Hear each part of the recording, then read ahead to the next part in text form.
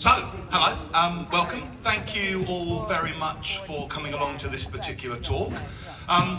Anyone who's been up on this stage will tell you it's a bit like that scene in Close Encounters where they're standing in the desert and you can't see a thing because it's really blinding up here.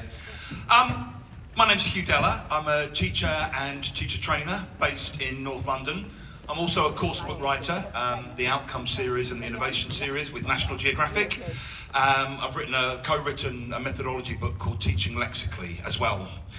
And what I'm going to be talking about today is what I think is one of the most dominant and recurring myths in English language teaching. And just to get a sense of where the room is at with regard to this whole issue, I'm going to begin with a quick kind of opinion poll, okay? So, in a way, the question that sort of sparked all of this particular talk I'm going to do is something I've been asked literally hundreds of times when I've been round working with teachers, visiting schools. And the question is always, how many new words should we introduce in a 1-hour lesson? So, let's have a quick see of what you think. How many of you think it should be 5 to 10 words? Or maybe 5 to 10 chunks? Don't be shy. Okay, quite a few of you, yeah? How many of you are a bit more optimistic and think, yeah, maybe most students can do 10 to 20 words? Okay, see quite a few of you haven't raised your hands yet, interesting. How many of you are super optimistic and think, oh, come on, 25 to 40? Well, I admire the optimists in the room. And there's a fourth option, and feel free to change your mind and vote again, okay? The fourth option is, well, that's the wrong question to be asking, and it's actually a question that raises more issues than it solves. Okay, I'm also in the D camp, okay? So when I'm out and about and working with teachers and talking to teachers, there's this kind of, I guess, sort of fear of overload. A lot of the time when you're talking to teachers about kind of lexically rich teaching or input rich teaching, one of the things that I hear expressed most often is this idea that students can only learn 7 words in a 1-hour lesson, okay? 7 seems to be the sort of magic number, give or take 2. Just out of interest, how many of you have heard this idea? Yeah, okay, there you go. You heard 9. Oh, that was an optimist. So, yeah, I mean, it's interesting that this idea has become kind of entrenched as some sort of dogma within English language teaching, okay? And there's also this idea of what happens to students if we overload them. I've never actually really understood what teachers think will happen if they do overload students. You know, that the idea seems to be that it'll be something like this. You know, their brains will start to kind of hardwire and crackle and break at some point. Anyone who's ever worked as like a DOS or a kind of head of a department, you'll know that actually what most students come and complain about is their class is being too easy and the class is not having enough input, not learning enough new language. Sometimes some students, you know, maybe correctly, do complain that the class is a bit too much for them and maybe they're in the wrong level. But I think actually it's kind of underload that's a much bigger problem. Not that that's a real word, but that kind of, you know, not being given sufficient language input that's new and relevant for you tends to be something that causes students much more concern than overloading them with new language. So I got interested in where this idea of a magic number comes from. Well, why is it that teachers end up believing that we should only learn 7 words an hour? And actually, this goes back to the 1950s and a field completely outside of language teaching. Surprise, surprise. In 1956, there was an American psychologist, George A. Miller, and he wrote this paper called The Magical Number 7 Plus or Minus 2.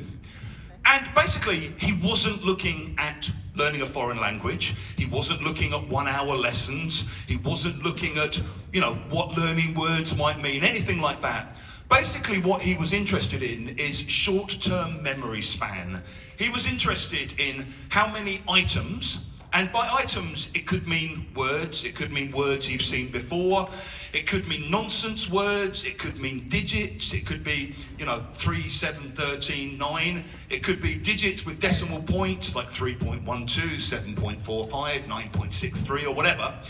any kind of unit of information, he was interested in how many of those items you can retain in your short-term memory and repeat in the order that you encountered them, okay? I guess in a way, it's the kind of thing you do, you know, like when you're using your phone and they send you a passcode, you know, from your bank or something, and you have to kind of go 674102, 674102, and then you enter it into your phone, yeah? It's that kind of thing, where generally those numbers are 4 digits or 6 digits. You know, they're never going to send you a 24-digit number and expect you to hold it in your short-term memory.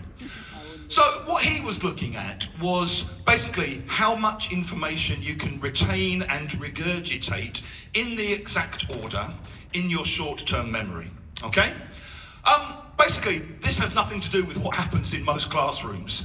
I hope most of you, when you're in a classroom, you're not presenting students lists of random single words and then testing them on how many of them they can repeat in the order that you just told them to. It's not what we do in language classrooms. There was then further research carried out by people who were more interested in how much language can, well, whether or not you can increase the amount of vocabulary or increase the kind of language load in your short-term memory. And so they did research on whether or not the order that you present things in impacts your ability to remember them. Here's a quick test for you. So, which of these little lists do you think might be easier to recall? Is it spoon, fork, spoon, knife, eaten? Or is it spoon, creation, Toyota, eaten? Which one do you reckon was easier to remember? First one, okay? I mean, you know, it's a no-brainer, basically, yeah? So they did find out that if you present words in certain kinds of, you know, semantically coherent lists, you were more likely to be able to remember longer lists and repeat them as part of this short-term memory regurgitation, if you like. Again, this has very little to do with what actually happens in a language classroom. Because in a language classroom, what we're doing is, hopefully, engaging students in meaningful communication. We're having conversations, they're hearing listenings, they're doing readings, they're responding to and interacting with the readings and listenings that they've been given. They're looking at vocab exercises, they're looking at grammar exercises, and they're meeting things repeatedly over time in meaningful contexts. You know, it's very, very little to do with this kind of presenting things and expecting students to repeat them in the order that they heard them in. So bizarrely, from these 1950s and early 1960s psychology studies, we've somehow ended up with this idea that, oh, you shouldn't try and teach more than 7 words in an hour. Well, I then think there's a whole issue of what does it actually mean to know a word, okay? What do we mean when we say, I've taught that word? I'm trying to learn Ukrainian at the moment. I'm a sort of thank you. Thank you. You haven't heard me speak Ukrainian, so I mean, you might unclap afterwards. But it's interesting because as I'm trying to learn, on one level, what you do is you see a word and you learn the meaning, okay? So, you know, I know that the Ukrainian word for team is komander, okay? So, you know, would you say I know the word? Have you taught it to me? If I can look at that word and say, yeah, komander, that's team. Well, I kind of know that that word means team. What I don't know how to do is to say they're a great team of people, okay? Could maybe have a go at inventing it, but I'm not sure. Which team do you support? I don't actually even know if in Ukrainian they use the word komander to mean team of people and football team. You know, I suspect probably yes, but I don't know yet.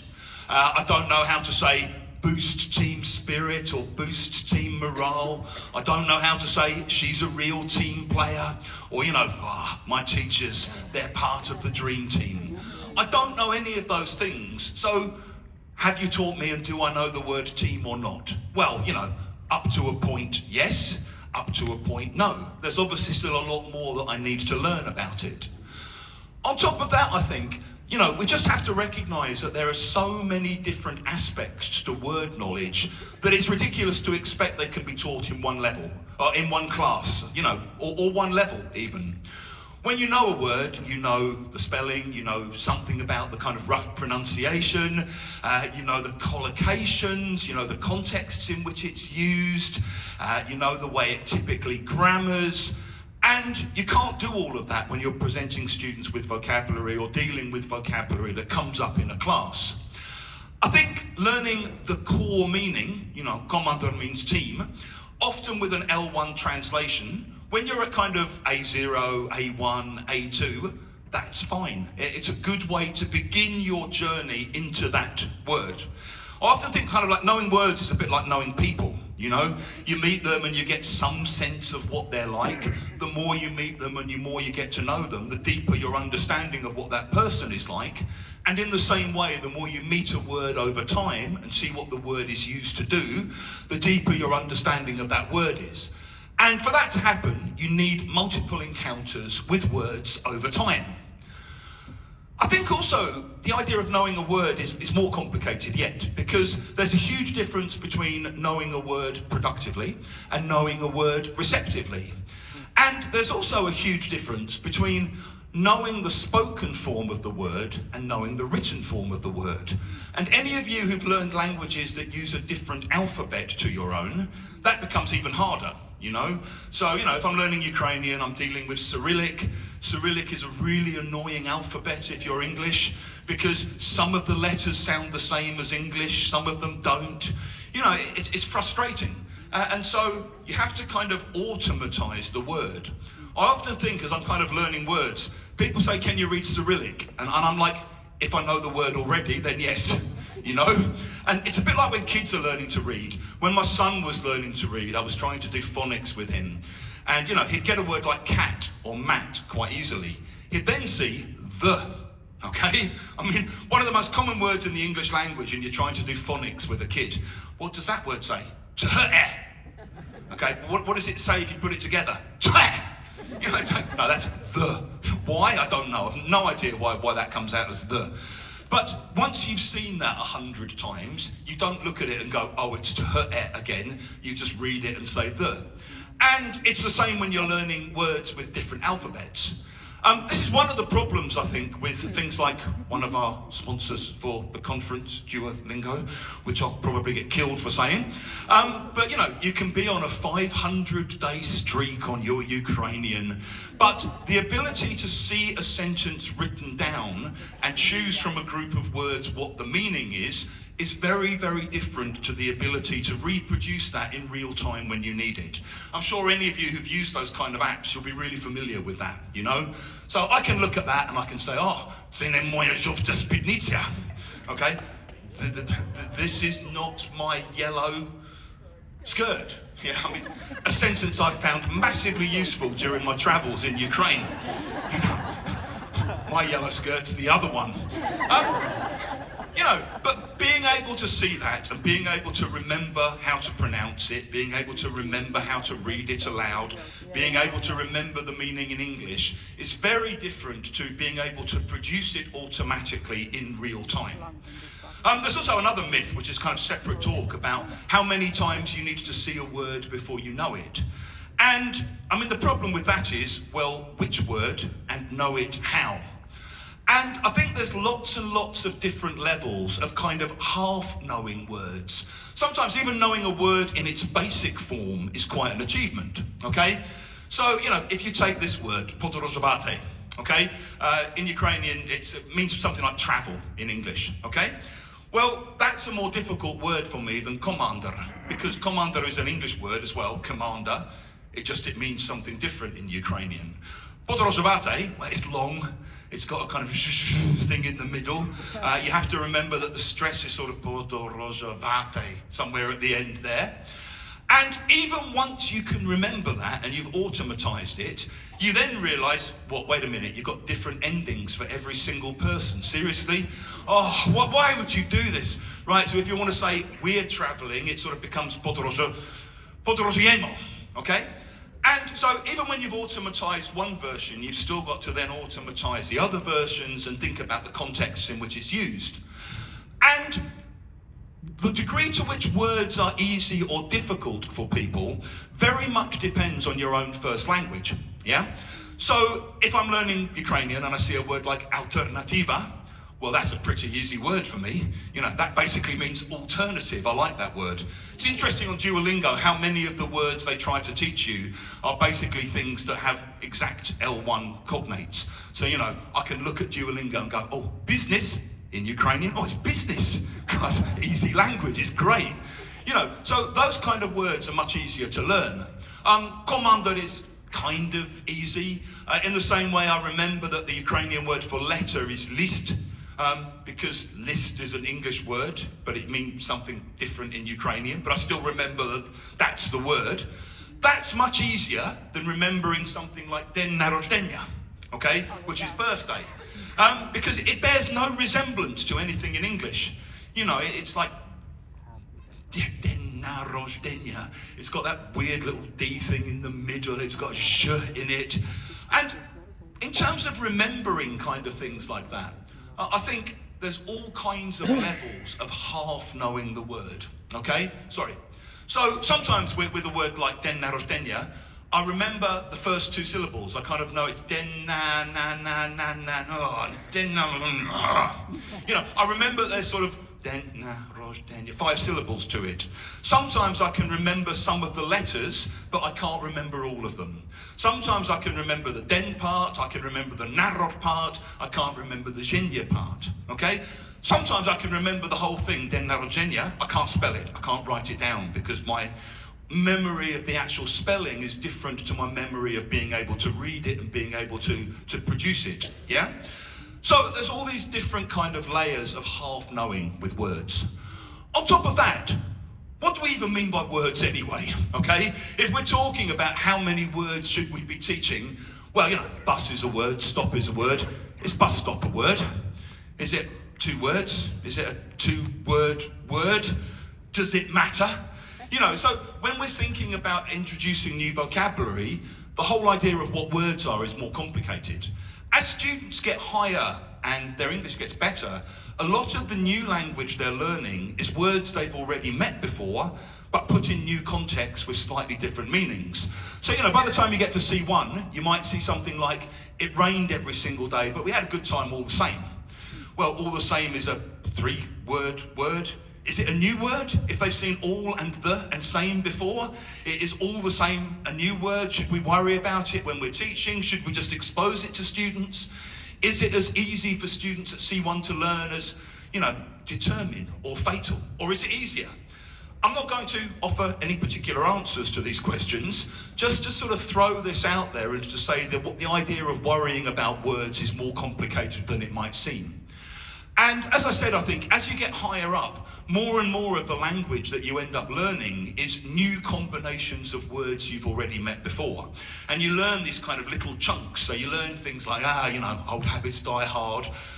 Just trying to get through the days at the moment.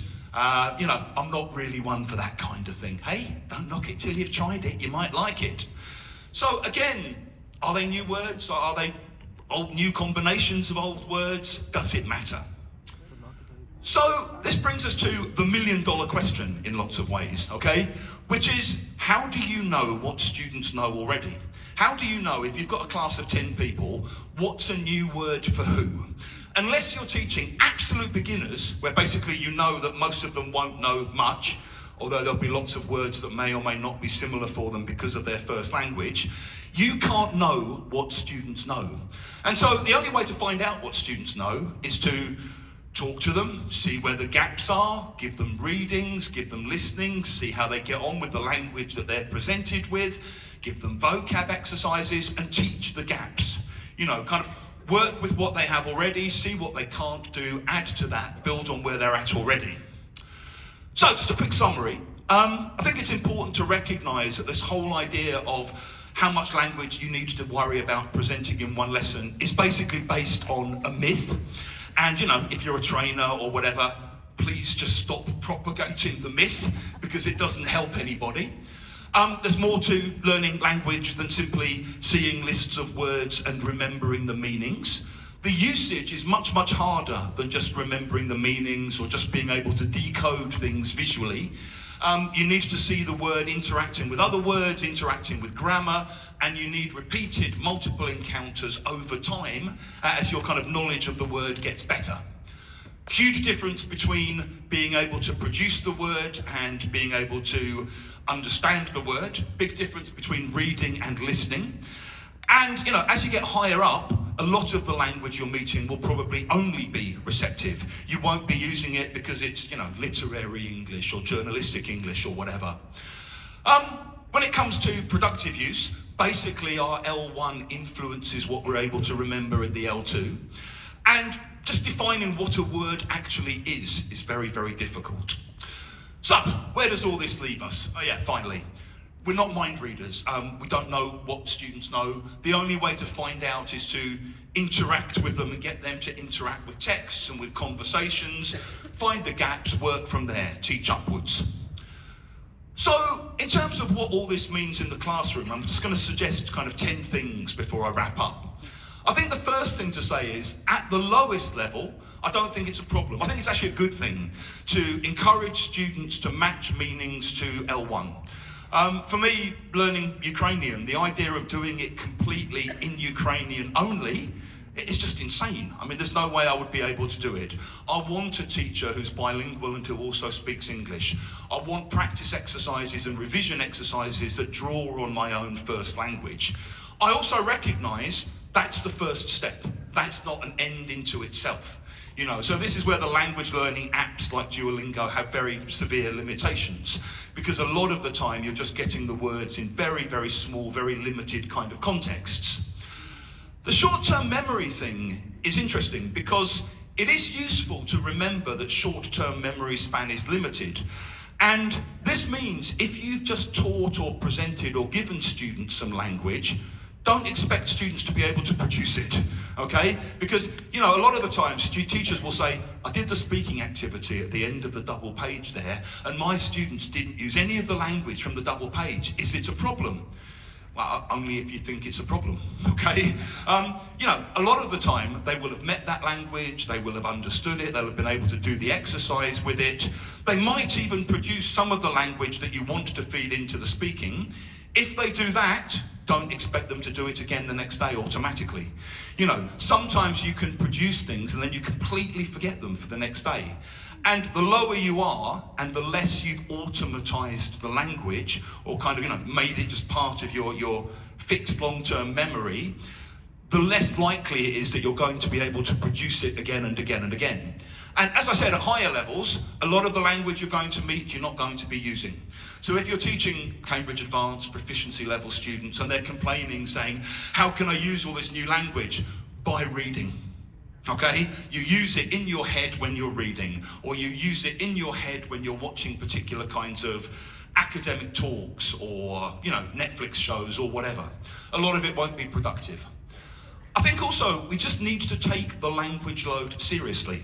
If students are going to get to, say, first certificate level, they need a working knowledge of around 2,500 to 3,000 words, okay? They're not going to get there by being given 7 words an hour. That's a huge amount of language. To get to advanced, you kind of double that. To get to proficiency, you double it again. By the time you get to CPE, most of those students have a working knowledge of 10, 12, sometimes 15,000 words or word families. You know, sometimes a wider knowledge of the language than a lot of native speakers, if you ever met my uncle. So, trust me, and half of his vocabulary began with F. I escaped. And I think it's just recognising whatever kind of class you're doing, whether you're doing predominantly a listening or a grammar exercise or speaking or whatever, there needs to be language input that both revises and recycles things you've already done, but also pushes students onwards. And if you don't want students to get frustrated, I think the students have to be coming away from class with a clear sense of some of the language that they've been presented with and that they've engaged with in that particular lesson. I think we also have to think about which words are we teaching and why, okay? And I think sometimes we teach things because they're easy to teach rather than because they're useful. So when you look at a lot of elementary courses, a lot of it is things given to students because they're easy to teach. So you get a picture of a house and you kind of go, sofa, curtain, table. Slightly strange and limited conversation. People come to your house and point at things and tell you what they're called. Fascinating. Come round for tea again. What we don't often think about is words like ago or just or never, okay? Because you can't look at pictures and point at them. But actually, in terms of everyday speech, they're far more useful. They've got a far higher surrender value. And we need to be thinking about some way of making sure students have repeated exposure with those kind of things. I went there 10 years ago. I started 10 years ago. I came here 3 days ago. I've never been there. I've never done that. I've never tried that. In a way, like Scott was talking about in his talk the other day, about thinking about the most typical high surrender value examples of things that are going to be encountered time and time again because they're often used in everyday speech.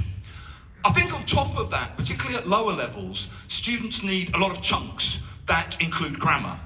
If you're learning the language outside of the classroom, this often happens naturally, okay? So when I was living in Indonesia, one of the first things I learned was "Kamu sudah tinggal di sini berapa lama?" which means how long have you been living here, okay? And, in a course book, you wouldn't be presented with that until 200 hours into your course because it's the present perfect continuous and your brain will be overloaded. Actually, I just learned "Kamu sudah tinggal di sini berapa lama" means how long have you been living here? And I learned how to say 3 months, okay? And that was it. I was able to have that kind of conversation. And I think at low levels, you need lots of things like, what was it like? Have you ever been to? Say hello from me, don't worry about it. Those kind of blocks of language that come up time and time and time again in classrooms. I think we need to make sure students get multiple encounters with words they've already met over time, and the words need to be doing different things at different times. So for me now, with a word like commander, I need to start seeing it in other contexts. I need to learn things like, which team do you support? They're a great team of people. And to get there, you have to have repeated encounters over time, over different levels. And it increases the speed at which you can process language.